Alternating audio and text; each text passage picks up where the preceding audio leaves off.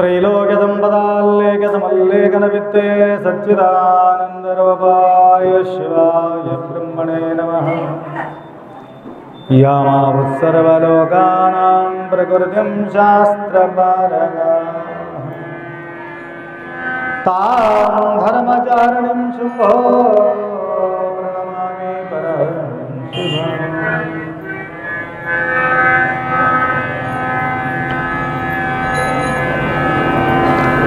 वागर्थविव संपृक्तो वागर्थ प्रतिपत्तये जगतपितरौ वंदे पार्वती परमेश्वरौ। त्रिकालवंदनीय प्रातस्मरणीय पूज्य गुरुवर्यांचं स्मरण करून तुम्हा सर्वांचा साक्षी स्वरूप शिवाच्या स्मरण करून मी एवढा मेहनत केलो, गुरुमाऊली टाकून घेणं गेले म्हणून नाराज होतील म्हणून घालून घेतले। तर असो, महात्मा गांधीजी रवींद्रनाथ टागोर नोबेल पारितोषिक मिळालेले संत रवींद्रनाथ टागोर महान कवी भी होते, महान संत भी होते। त्यांना भेटण्यासाठी कोण गेले? महात्मा गांधीजी भेटण्यासाठी गेले।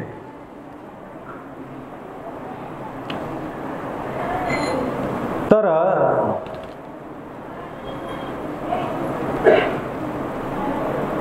रवींद्रनाथजी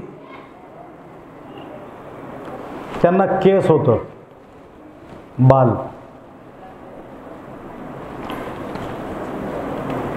त्याला काय म्हणतात, इंचरून घ्यायचं का? काय काही शब्द तुमच्या वापरत असलेले मला माहिती राहत नाही।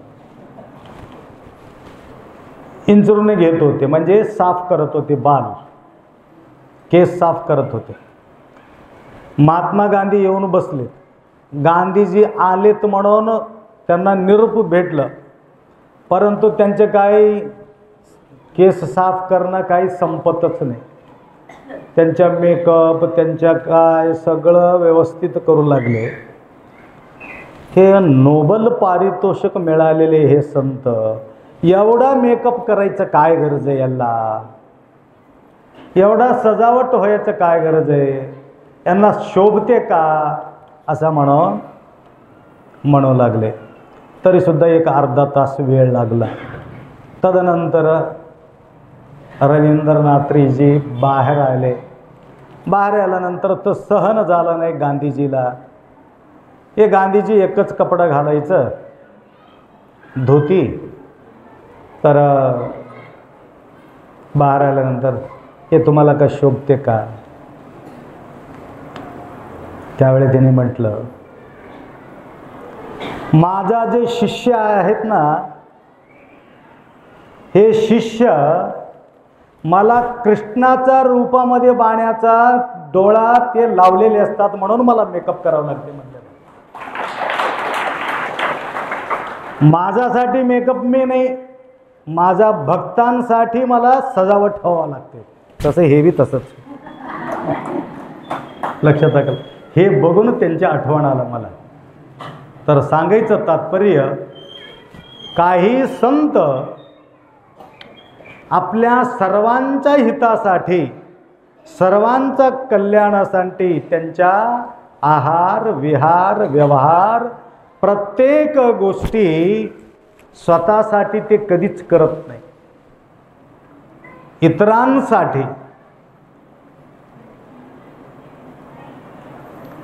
तरी अशा प्रकारे एक क्षण येतो,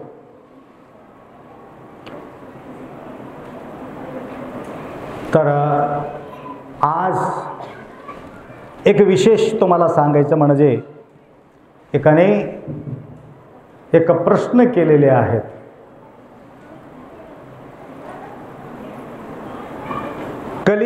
कलियुगाचा महत्त्व काय आहे? हे कलिकाळाचं महत्त्व काय आहे आणि पहिला जो काळ होतो त्या काळामध्ये या काळामध्ये काय फरक आहे. सतयुग, त्रेतायुग, द्वापारयुग आणि कलियुग ह्याच्यात काय भेद आहे म्हणून ते प्रश्न केलेले. तुमचं कोणाचं तर कसं काय प्रश्न असेल तर मला लिहून द्या तुम्ही. नवरा माझ्या गोष्टी ऐकणं गेल्या म्हणून लिहून देईल, नाही तर त्याला कट्टाळूनच आम्ही वर जाऊन बसलो. आला का?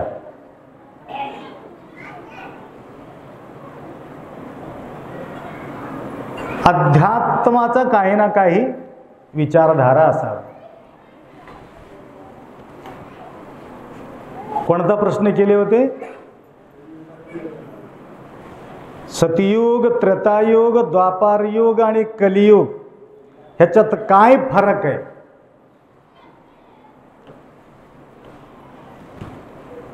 काही फरक नाही. बघण्यामध्ये काही फरक नाही. सूर्य सतयुगामध्ये जसं होतं तसंच आत्ता बी तसंच सूर्य आहे. चंद्र सतयुगामध्ये जे होते द्वापारात बी होते, त्रेतायुगामध्ये होते आणि कलियुगामध्ये बी चंद्र आहे. भूमी त्यावेळी बी होते, यावेळी बी आहे, आत्ता बी आहे. झाड, पशु, पक्षी जे काय आहे ते त्या काळामध्ये जे होते तसंच आहे.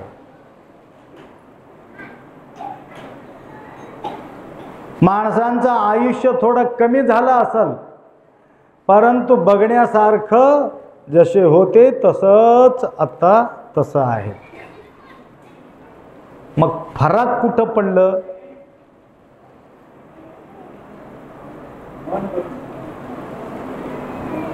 फरक कुठे आहे?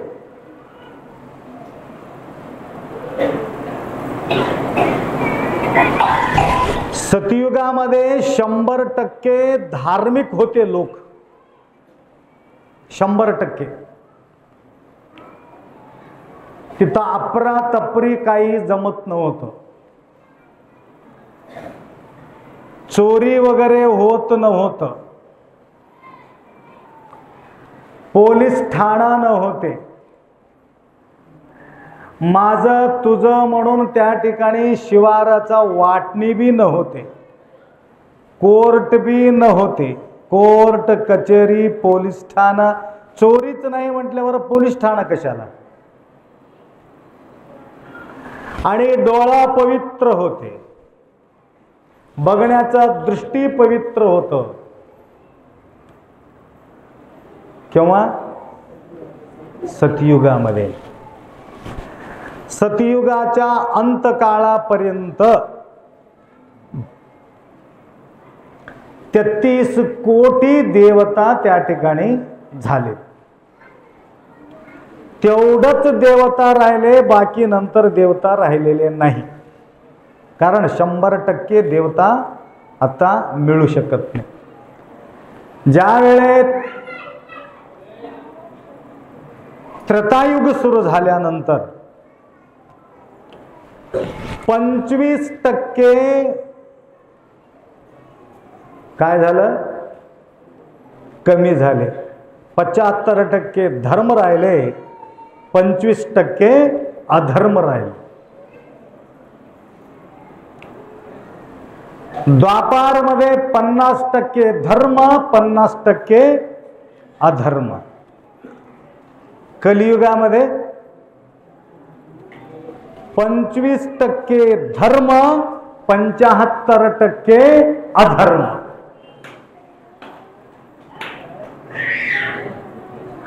सत्य आहे म्हणून वाजवलं लेतं. करेक्ट आहे म्हणून. बघा, या ठिकाणी तमलोरमध्ये एवढंच आहेत का लोक? म्हणजे 25% बी इथं नाही, 75% गावात आहे.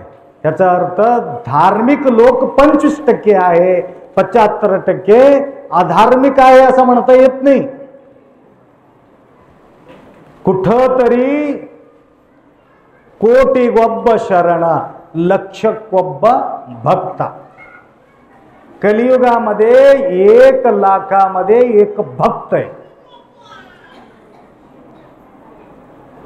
1 करोड मध्ये 1 शरण, 1 संत आहे. किती? 1 करोड मध्ये 1 संत मिळतो. संतांना हुडकणं म्हणजे भयानक अवघड आहे. संत मिळू शकत नाही. कपडा घातले की संत होत नाही. तुमच्यामध्ये बी संत राहतात. संत कसा असतो? संत ते अक्षयी समाधान असतो. नो टेन्शन, नो प्रॉब्लेम असतो.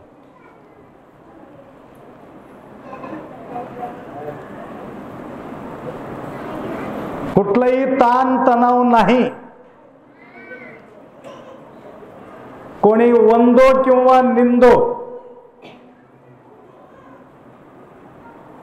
या प्रकारे 1 करोड मध्ये 1 कोण राहतो? संत मिळतो. 1 लाखामध्ये 1 भक्त मिळतात. कोटी गोब्ब शरणा लक्ष कोब्बा भक्ता. 1 लाखामध्ये 1 भक्त. आमच्या तमलोरमध्ये किती पब्लिक आहे?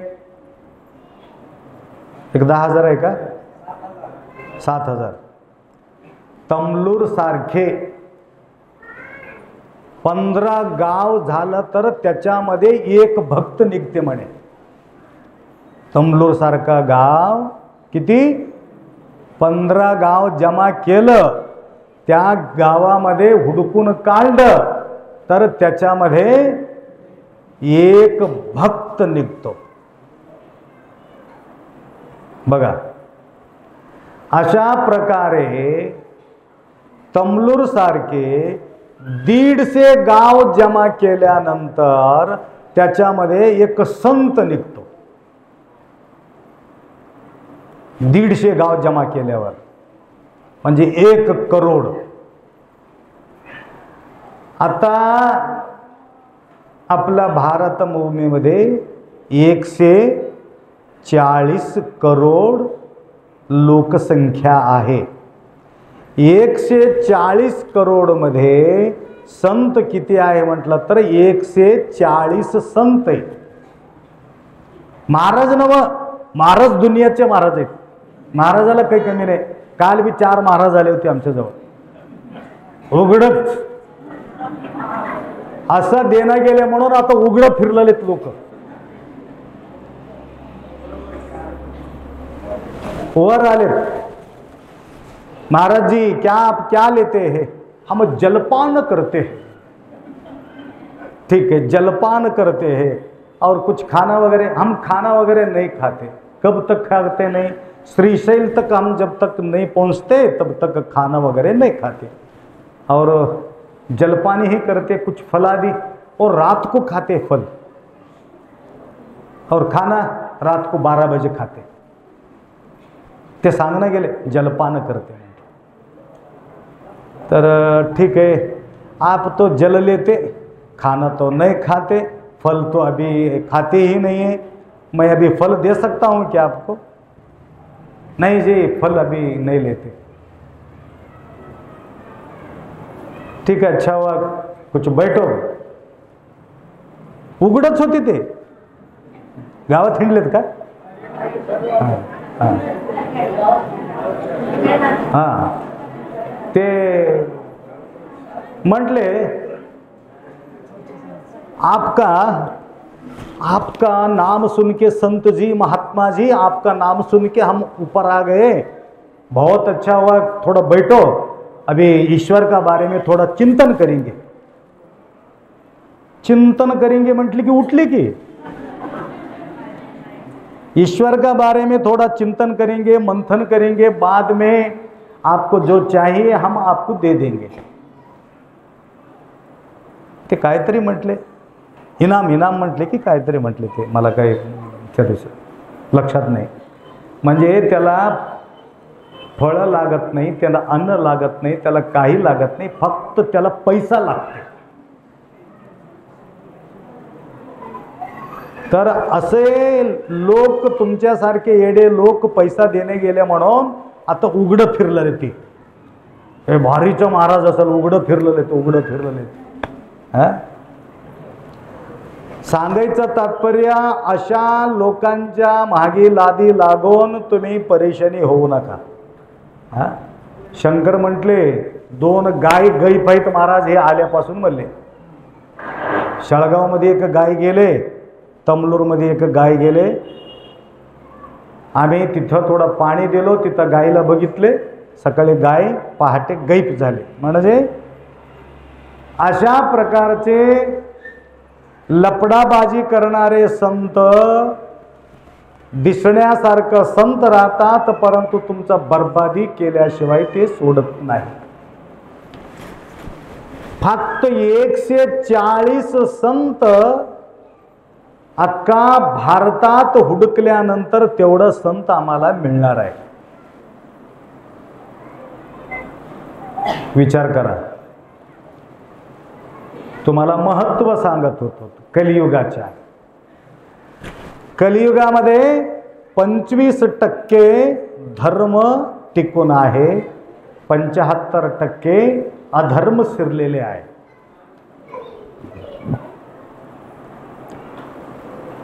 तरी सतयुग हा सुवर्ण युग म्हटलेले आहे, त्रेतायुग चांदीचं युग म्हटलेले आहे, द्वापार युग तांब्राचं युग म्हटलेले आहेत, कलियुग लोखंडाचं युग म्हटलेले आहे. सतयुगामध्ये सोन्याचं घर राहत होते, त्रेतायुगामध्ये सोनं आणि चांदीचं घर राहत होते, द्वापारमध्ये तांब्याचं घर राहत होते. आता कलियुगामध्ये लोखंडाचं घर आहे की नाही? लोखंड, सगळ्यामध्ये लोखंड. लोखंड असल्याशिवाय घर होत नाही. बघा तिकडे बी लोखंडाचा पत्रा, लोखंडाचा खांब, लोखंड लोखंड लोखंड, हे सगळं लोखंडामधून निर्माण केलेलं आहे. हे कारण हे कलियुग आहे, गंज खातो. कलियुग गंज खाणारा युग आहे. सोना गंज खात नाही, किट धरत नाही सोन्याला. कितीही लपून ठेवा, किती बी वर्ष ठेवा, त्याला काही होत नाही. ताजा ताजा ताजा ताजा राहतो. तसं 140 संत कसं आहे म्हटलं तर सोन्यासारखं कलियुगामध्ये सुद्धा ताजा ताजा ताजा ताजा आहे.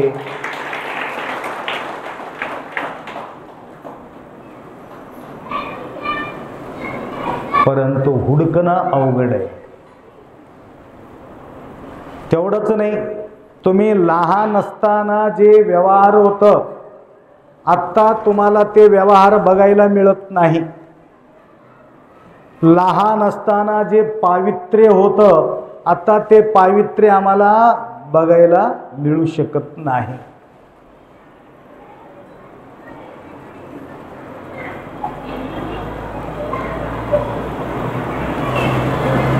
म्हणून कुठल्याही प्रकृतीमधलं वारा, पाणी, आकाश, सूर्य, चंद्र, तारे, भूमी काही बदल झालेले नाही. बदल गया इंसान. चांद न बदला कितना बदल गया इंसान. इंसानियत बदलून गेले.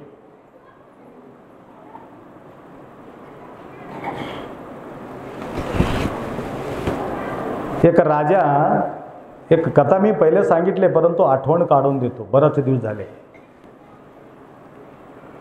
म्हणजे तुम्ही विसरून जाता, परंतु मी विसरत नाही. एकदा सांगितल्यानंतर मी विसरू शकत नाही. डबल सांगायचं असलं तर सांगूनच मी तुम्हाला डबल सांगतो.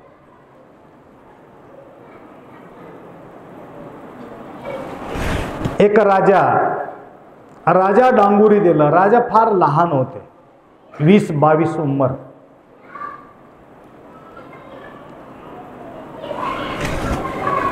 किती उंमर होतं? 22 उंमर, लहान. त्यांचे वडील लवकर गेल्यामुळं त्यांच्या पट्टाभिषेक लवकर केले. आजोबा गेला, आजोबाच्या नंतर वडील गेले, नंतर यांच्या बारी आले. कारोबार व्यवस्थित करत होते. त्यांचे काही लोकांना काही त्रास नव्हता. तरी सुद्धा त्यांना वाटायचं माझा कारभार छान आहे किंवा माझा वडिलाचा कारभार छान आहे किंवा माझा आजोबाचा कारभार छान होतं, हे त्याला परीक्षा करायचं होतं. डांगुरी दिले काय म्हणून? मला बघितलेले, माझा वडिलाला बघितलेले, माझा आजोबाला बघितलेले कोणीतरी जिवंत असेल तर मला येऊन भेटावे, नाव नोंदणी करावं म्हणून डांगुरी दिले. 3 पिढी बघितलेले माणूस इथं आहे का कोणी बसलेले? नागायप्पा महाराजाला बघितलेले, बसवलिंग शिवाचार्याला बघितलेले, मला बघितलेले कोणीतरी आहे का इथं? पाहिलेले लोक होते. मला सांगितले अप्पा मी नागायप्पा महाराजाला बघितलो, असे म्हणणारे मी सुरू आले तेव्हा सांगितले. त्यावेळे हैबतराव देशमुख त्यावेळे होते नागायप्पाच्या वेळेला.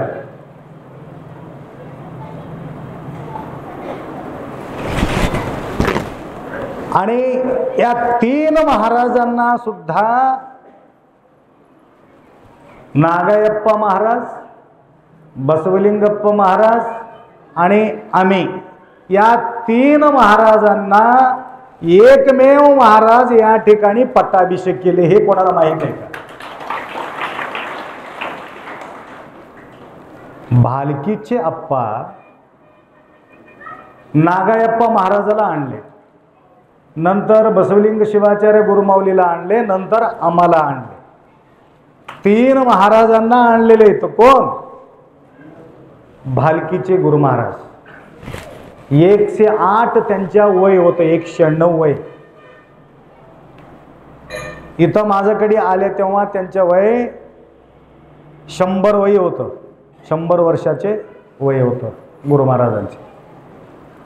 माझ्या पट्टाभिषेकाला हे छोटे छोटे लेकराला काय माहिती, बघितलं नाही.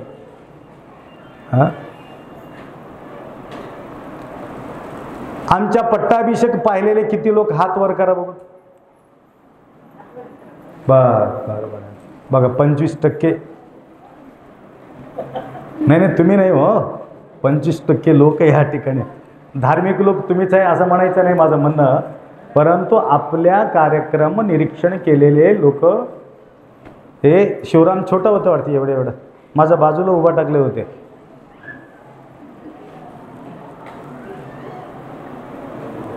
एकनाथ, शिवराम, गजानन, एक छोटे छोटे, एक 4 वर्षाचे, 5 वर्षाचे, 6 वर्षाचे असं त्या ठिकाणी होते. तेव्हाच आठवण काढली की थोडं वेगळंच वाटतं. या 3 महाराजांच्या पट्टाभिषेक कोण केलेले आहे? भालकीचे अप्पा या ठिकाणी केलेले आहे. तसं या 3 मला पाहिलेले, माझ्या वडिलाला पाहिलेले, माझ्या आजोबाला पाहिलेले कोणीतरी आजोबा असेल आपल्या गावामध्ये, या म्हणून डांगुरी दिले. संध्याकाळी प्रोग्राम आहे. म्हातारे लोक 20-25 वयस्कर व्यक्ती त्या ठिकाणी हजर झालेत. काहीतरी देतील, काहीतरी होतील. त्यांची इच्छाच वेगळं होतं. राजा छान होतं.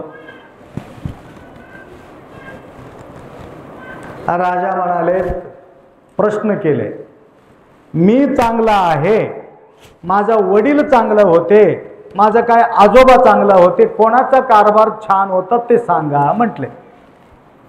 आता काय सांगावं? तुमचा आजोबा छान होते, तुम्ही बरोबर नाही म्हटलं तर बरं वाटते का? किंवा तुम्ही बरं आहे, तुमचा आजोबा बरोबर नव्हतं, हे बी मुश्किल आहे, हे बी मुश्किल आहे. सगळे आजोबा विचार करत बसले, गप्प बसलेत. ऐकू लागले का सगळे? हां, पक्का ध्यान ठेवा, तुमचंच सांगलो मी तुम्हाला. हां, गप्प बसले. एक हुशार होतं, सायलू सारखं. आपले सायलू ते पहाटे पहाटे येते सायलू. आले का सायलू? इथं बसले बघा. त्याला 5 मुली, 5 मुलीचं पैसे त्यानंच दिले वाटाले मला तर शिखराचे. तेवढं तर नसून अजून आपल्या तुलाभारासाठी सुद्धा काल 5,000 वरी त्यांनी पैसे या ठिकाणी अर्पण केलेले आहेत. तर त्यांच्यासारखं एक वयस्कर आजोबा उठलं. राजा, मी सांगतो ह्याचं उत्तर. ज्या वेळे तुमच्या आजोबा होते त्यावेळे माझं लग्न झाला नव्हता. मी जवान होतो,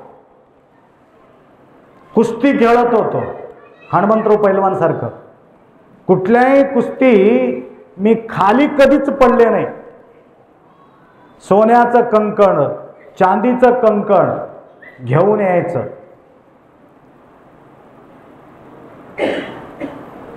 पाच किलो खीर खायचं, अर्धा किलो तूप खायचं. तुपाला काही कमी नाही, खीराला काही कमी नाही. जायफळ वगैरे घालून सकाळी सकाळी व्यायाम करायचा आणि भयानक तंदुरुस्त होतो. माझा वय त्यावेळे 17-18 उमर असेल. बरं, त्या वेळेला माझ्यासोबत एक घटना घडली, ऐकून घ्या छान. एक घटना असं घडले,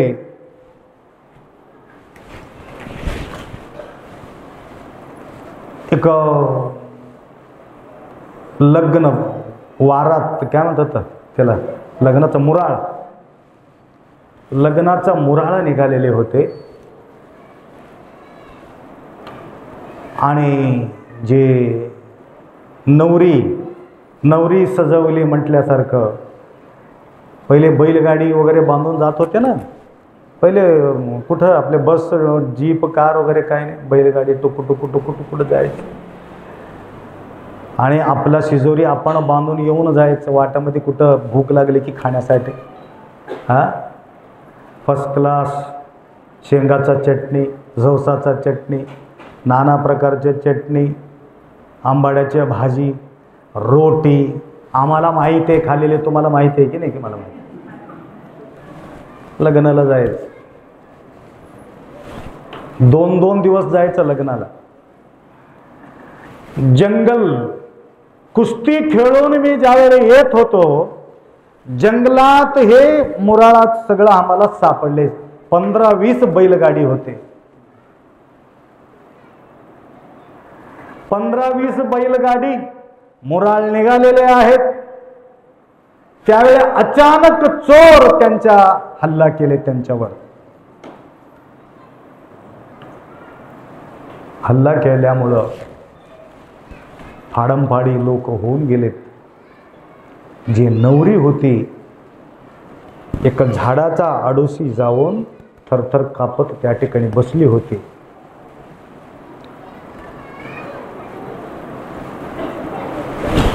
तर हे जो पैलवान त्या मुलीला पाहिलं,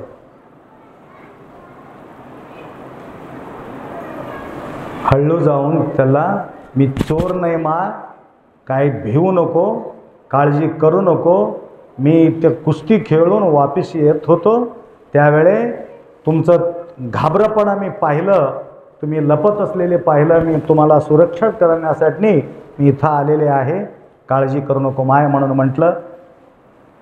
ज्यावेळी त्याला भेटलं, सगळं दागिना काढ, बांधून घे, माझा विश्वास असेल तर माझं जवळ दे, मी तुला घर पोंच करतो असं म्हणून ते म्हटले. जवळजवळ किलो 1.5 किलो सोनं होतं. पहिलेच्या काळामध्ये मोठा लग्न, कसं बी चालले माझा जीव, कुठंतरी देव माझ्यासाठी पाठवून दिला असाल देवाने म्हणून त्यांच्यावर विश्वास केले. ते लेकरू सगळं देऊन टाकले. वजनदार व्यक्ती होतं, खांद्यावर घेतलं, पळत सुटला. घाबरू नको म्हटलं. दूर गेल्यावर खाली उतरून टाकलं. कुठं आहे, कोणतं गाव आहे, सगळं विचारून घेतले. त्या गावापर्यंत घेऊन जाऊन आई वडिलाला भेटून त्यांचं दर्शन घेऊन, हे माझा बहिणीसारखं यांना तुमच्यापर्यंत पोहोचिलो, काही धक्का लागू दिला नाही. हे बघा तुमचं सोनं, तुमचं जे चांदी, दागदागिने जे आहे ते सगळं बघून घ्या असं म्हणा. त्यावेळी त्याने म्हटलं, दादा एवढा तुम्ही केलात आमच्यासाठी, काही ना तर काही घेऊन. नाही नाही नाही नाही, एक नया पैसा लागणार नाही, कारण ह्याच्यात तुम्ही घेऊन गेलं तर माझा हे सेवा केलेले काही कामाची नाही असं म्हणून त्यावेळी त्यांचं दर्शन घेऊन, नाही तसं जमत नाही, जेवण तर हां जेवण द्या म्हणलं, कारण कुस्ती खेळून आलं होतं. तर असलेले सगळं रोटी साफ करून टाकलं त्याच्या घरातलं. हां जे काय आहे, कालचं रोटी असो, आजचं रोटी असो, जे बी काय आहे लग्नामध्ये ते करून ठेवतात आमच्याकडं. 1-1 महिना 2-2 महिना रोटी खाता येते आपल्याकडचं रोटी. तुमच्या रोटी सकाळी उठल्याबरोबर खाता येत नाही, फेकूनच टाकावं, टप्पूच्या टप्पू राहते रोटी. हां पापडासारखं राहतात. हे आले आपले 4-5 माणसं आले होते बिदरला, फक्त वरण करायचं, रोटी भरून देतात आम्हाला. तिथं एक कंपनी आहे, देऊन टाकले की 10-20 रोटी घालून वरण घालून कालायचं, खायचं. 20 रोटी, 1-2 रोटी जमत नाही, ते पापडासारखा राहत. तर शिस्त खावं. कोणाला सांगायले? राजाला सांगलेले ते गोष्टी लक्षात ठेवा. मी लहान होतो, तुमचा आजोबा राजा होते, जवान, त्यावेळे मीही सुद्धा जवान होतो. तर राजांच्या दरबार आणि त्या काळामध्ये हे घटना घडली. ठीक आहे. दुसरा घटना, ज्या वेळे तुमच्या वडिलांचा जो काळ होता त्यावेळे माझं लग्न झाले. लग्न झाले. लग्न झाल्यानंतर माझा अवस्था गंभीर होतं. मला असं वाटलं त्यावेळेला, ज्यावेळे मी त्या लेकराला त्या ठिकाणी ठेवलं होतो त्यावेळे सोना चांदी घेऊन जा बेटा, हे लेकराला दिलेली मोठी गोष्ट आहे म्हटले होते. उगाच घेणं गेलो, उगा हे परिस्थिती मला येत नव्हतं म्हणून तुमच्या वडिलाच्या वेळेला माझ्या मनामध्ये तसा भावना जागृत झाली. भावना बदलली की नाही? त्यावेळे काही नको वाटलं, माझं मन पवित्र होतं.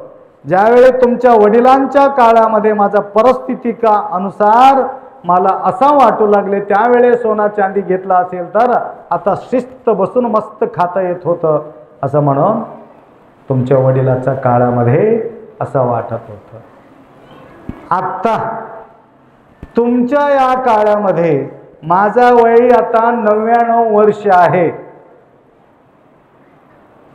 99 वर्ष आहे. आता मला असा वाटू लागले, त्या काळामध्ये त्या पोरीसोबत लग्न लागून घेतला असेल तर पैसे बी मिळत होतं, पोरगी बी मिळत होते, सगळं मिळत होतं, असा भावना बोललेत म्हणून असं सांगितलं. लक्षात आलं का तुम्हाला? आले की लक्षात? हे पहिलं होतं सतयुग, नंतर आला त्रेतायुग, नंतर आला द्वापर युग, आता आला कलियुग. 99 वर्ष झालं तरी सुद्धा म्हातारा म्हणतो अजून बी एक लग्न झालं तर बी बरं होतील. आजकाल लोक असं आहे. परवा एक म्हातारा रडत बसला होता. कस काय हो, काय झाले? काय करावं महाराज, काय झाले? माझा बायको वारून 30 वर्ष झाले. मग झालं, मग काय करणार आहे? नाही नाही, आता लग्न लावून आलो, त्याची आठवण आली म्हणून रडत बसलो. 30 वर्ष झाले बायको मरून, बायकोचा आठवण येऊन रडायले. विचार करा, कशाची विचार करावं? 100 वर्षाच्या या वयामध्ये फक्त देव देव भगवंताचं गुणगानच करायचं. वेळाच्या वेळेला बायकोचा आठवण काढत बसलेले हे म्हातारा, हे कलियुगाचा प्रभाव आहे. लक्षात आलं का? कलियुगाचे प्रभाव आहे. म्हणून पहिलेचे जो काळामध्ये त्रेतायुगामध्ये कोण झालेले आहेत? राम आणि रावण झाले की नाही? राम आणि रावण, रावणाच्या राज्यामध्ये लंकेशाच्या समोर सीतामाता अशोक वाटीमध्ये सुरक्षित होते, धक्का लागलेले नाही. आणि ते सीतामाता जोपर्यंत यस म्हणणार नाही तोपर्यंत त्यांच्या जवळ जायचं नाही म्हणून कोण म्हणत होते? रावणाच्या आधी नसताना सीता सुरक्षित होती. आता घरामध्ये बाई सुरक्षित नाही. घर घर में लंका, घर घर में रावण, इतना राम कहां से लावे. बघा, सुरक्षित नाही, नारी सुरक्षित नाही. म्हणून घरामध्ये सुद्धा सावधान राहायचं वेळ आलेले आहे. जावं कुठं? म्हणून कधी कधी म्हणतो बघा, दुनिया बिघडली सारी. आता म्हणते की ना गाडी, हा, हे पांडुरंगा दुनिया बिघडली सा. त्याच्यामध्ये बरेचसे तत्व तुमचं भरलेले आहे. आता ते बोलत बसले की मला वेळ होते, मला म्हणतं बी येत नाही. आला का? वेळ बी नाही, म्हणता येत बी नाही. आता आपलं पदयात्रेमध्ये म्हणायचं हे लोक, तर सांगायचं म्हणजे आत्ता बी तशा प्रकारचे धार्मिक लोकांच्या जो अस्तित्व अजून आम्हाला पाहायला मिळते. या ठिकाणी हे कार्यक्रम होण्याचं एकमेव कारण आहे, अजून धर्मवंत लोक आहे म्हणून या ठिकाणी कळत चढू लागले, नाहीतर कळत चढत नव्हते. त्यांच्यामध्ये देण्याचं सामर्थ्य आहे, देण्याचा संकल्प आहे, काहीतरी करावं, धर्म कार्यामध्ये आमचा सहयोग त्या ठिकाणी व्हावे. एक माऊली आलेवरी फार सेवा करतात, नाव सांगू नका म्हटले त्याने. माऊली बिलकुल सांगू नका म्हटले. कस काय? मी देत असलेले बरेचसे लोकांना त्रास होते. बरेचसे म्हणण्यापेक्षा जवळ असलेले लोकांना जास्त त्रास होते. जवळ असलेले म्हणजे कोण? नवऱ्याला त्रास होते, किंवा बायकोला त्रास होते, किंवा लेकराला त्रास होते. बाहेरच्या लोकांना कशाला त्रास होते? यांना वठ्ठोळ करून टाकते हो, यांना बर्बाद करून टाकते. आता काही ठेवू ना महाराज. आता असं म्हणणारे लोक आहेत. जळणारे कोण? जवळचे जळतात. पोळते कशाला? दूरच्या माणसा जळाला तर पोळत नाही, जवळ बसलेल्या माणसाला इस्तू लागला तर पोळते. दूर बसूनही त्याला जळू लागले, तुम्हाला काय पोळणार आहे? बाजूला बसू लागले, बसलेत, भग भग भग भग उठले, त्याला पेटणारच. इथं कार्नर आहे, ते गावचं नाव सांगत नाही. ज्यावेळेस सत्ता असते तोपर्यंत सुधरून घ्यावे. सत्ता संपल्यानंतर सुधारतो म्हटलं तर जमत नाही. महिन्याला 2 लाख रुपये त्याला भाडं यायचं. भाडं म्हणजे कळलं का? किरायाचं. मेन बाजारमध्ये 20 दुकान आहे, त्याला काही कमी नाही. त्या काळामध्ये आम्ही कार्यक्रमाला जायचं, त्याला म्हणायचं दीक्षा करून घे, सगळं व्यवस्थित होईल म्हणायचं. परंतु भरपूर कारोबार, मोठं गाडी घोडा बंगला, त्या काळामध्ये महाराज कशाला कळायला गेले? घेऊत महाराज, घेऊत महाराज. देणगी सुद्धा द्यायचं असलं तरी बी मुश्किल. कारोबार हातामध्ये आहे, 2 लाख रुपये हातात येते, परंतु 10 पैसा द्यायला ते मागी पुढी बघत होते. आता ज्या वेळे ते देण्यासाठी संकल्प करू लागले ते माताजी, त्यांच्या नावानं सगळं प्रॉपर्टी आहे, परंतु 10 रुपये देऊ शकत नाही असा लेकर त्याला बंधन करून टाकले.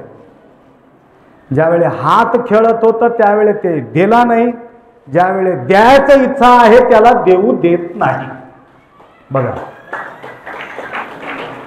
तरी सांगायचं म्हणजे जोपर्यंत तुमच्या हातामध्ये सत्ता आहे, तुम्ही करू शकता, तोपर्यंत धर्म कार्य करत राहावे.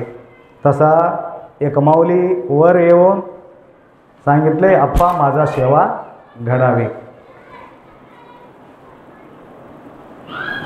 तर अशा प्रकारे अनेक माता गुप्त सेवा केलेल्या आहेत. तर तुम्हाला सांगत होतो,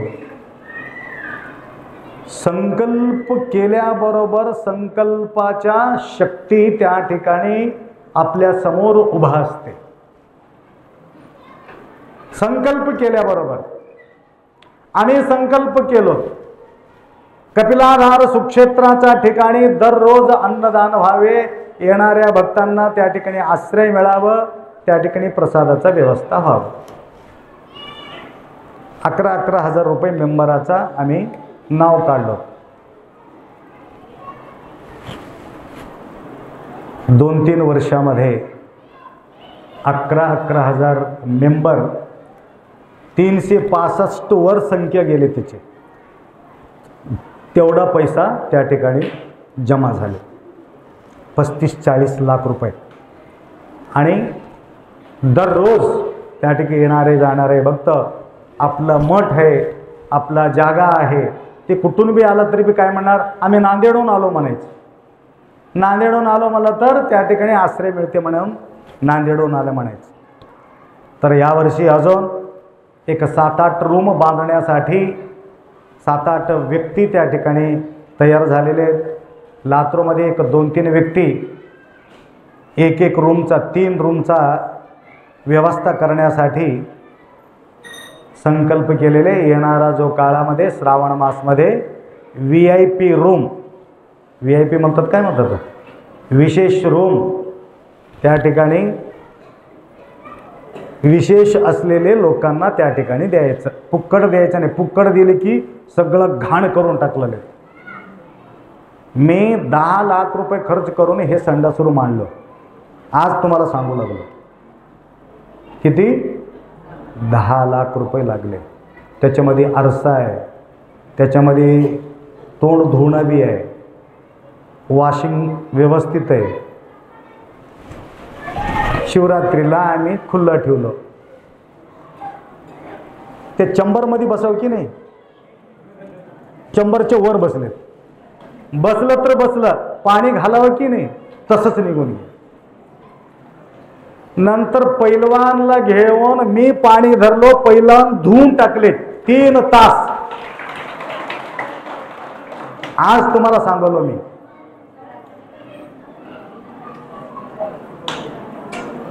तीन तास लागले त्या लेकराला धुवायला, आणि मोटर चालू करून पाईप मी धरलो. रात्री 3 वाजल्यापासून सकाळी 6 वाजेपर्यंत धुवून टाकून नंतर लाक घालून ठेवलं. महाराजाला काय करायचंय मग? तुमचा सेवा करणं गेलं तर कोणाचा सेवा करू? म्हणून आम्हाला काय करायचं, तिथं VIP रूम म्हणजे विशेष लोकांना द्यायचं. त्याला थोडं हे राहते, समजुती राहते त्याला. तर फुकट द्यायचं नाही, 1,000 रुपये त्या रूमला लावायचं. ते घाण करून गेलं तरी बी कोणाला तर 500 रुपये देऊन धुवून टाकता येते. लक्षात आलं का? स्वच्छता बाळगा. किती सुंदर ठेवले बघा या ठिकाणी, एक कचरा सुद्धा तुम्हाला पाहायला मिळत नाही, एवढा स्वच्छता ठेवणारे काही भक्त आहेत. तर परिसर स्वच्छ ठेवा. तर तुम्हाला माहिती नाही पाप बेचारा तुम्हाला काय करते, तसले संडासच बघितलं नाही. आता भारीचं तुम्ही आणून ठेवलं तर बस, इकडी तोंड करून बसावं, इकडी तोंड करून बसावं, ते बी माहीत नाही. मला येऊन म्हणले, ते इंग्लिश आणलं होतं, आप्पा वरी पाय ठेवावं की काही खाली पाय ठेवाव. मला काही कळलं गेले मला ते झाडाच्या बाजूला जा, पलीकडे जा, तुला जमत नाही तर याच्यामध्ये, म्हणून त्याला त्या डोंगरामध्ये पाठवून दिलं. हे बरे केले महाराज म्हणले. त्याला पटलं ते गोष्टी, ऐकलं का?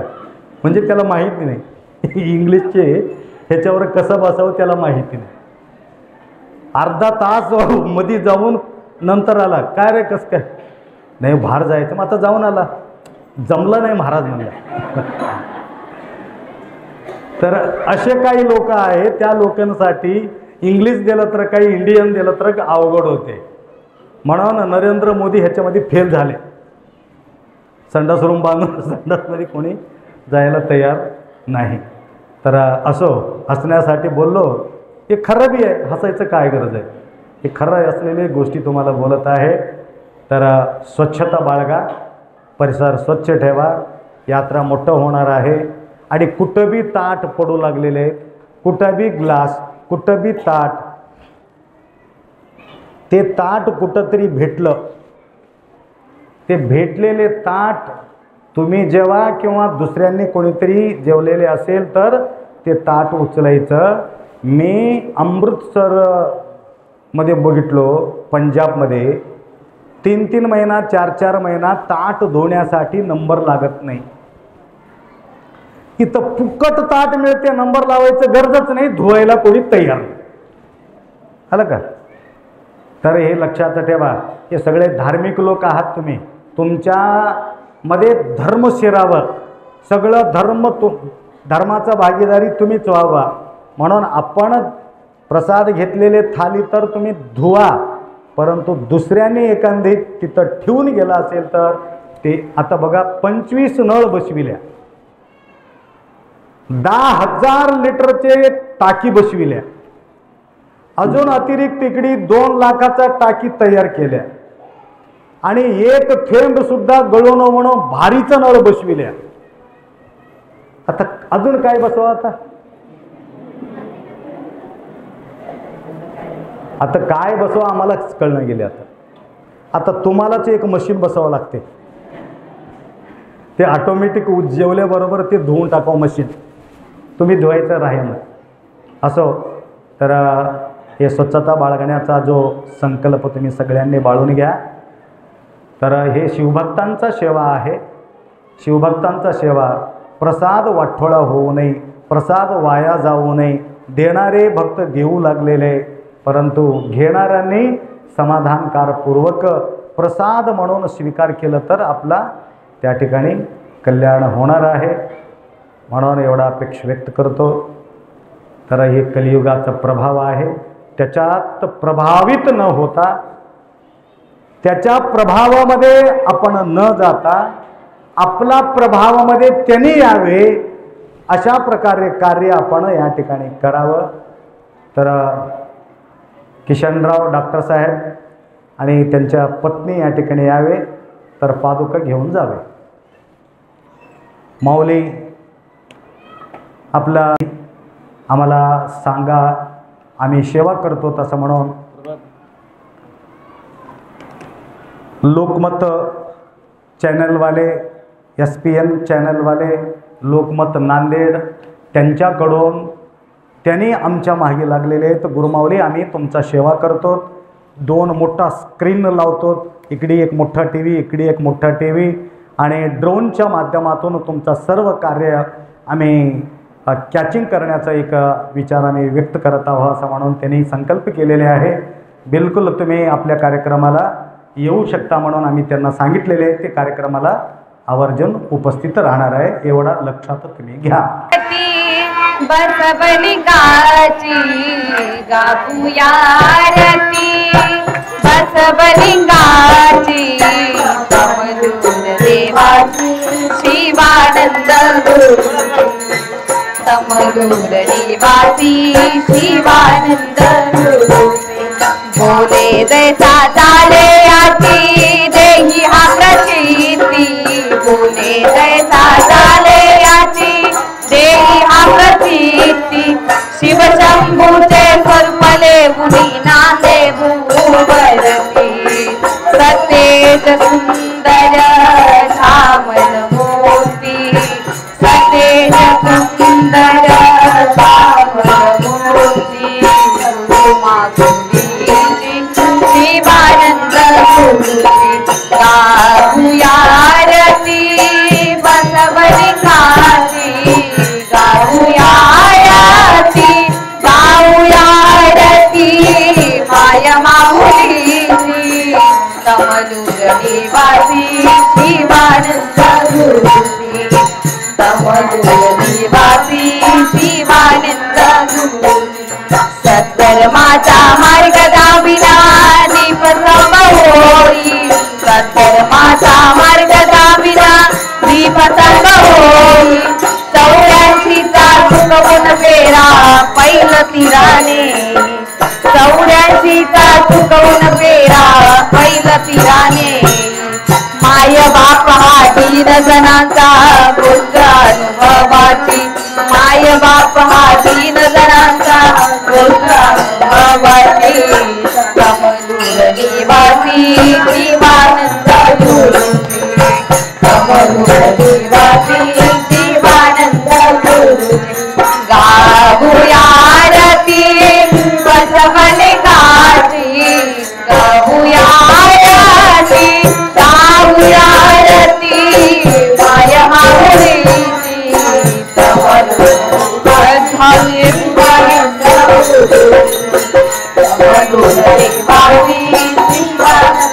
गुरुची, श्रद्धा सद्गुरु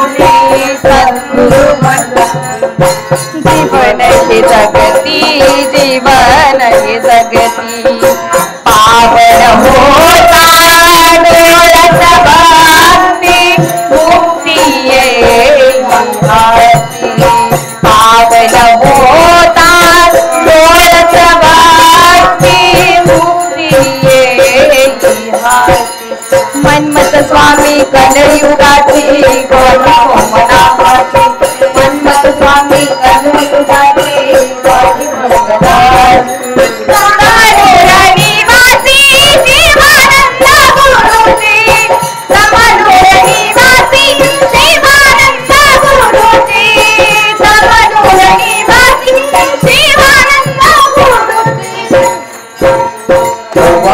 ओवाळा माझ्या सद्गुरुराया, स्वामी सर्वाच्या ज्योती लाभल्या शरणाय, निराकार वस्तू कैसे पाहावे, सर्वांगिरा सर्वा दुःखावे, दुराकारे माया सर्वांगे विद्या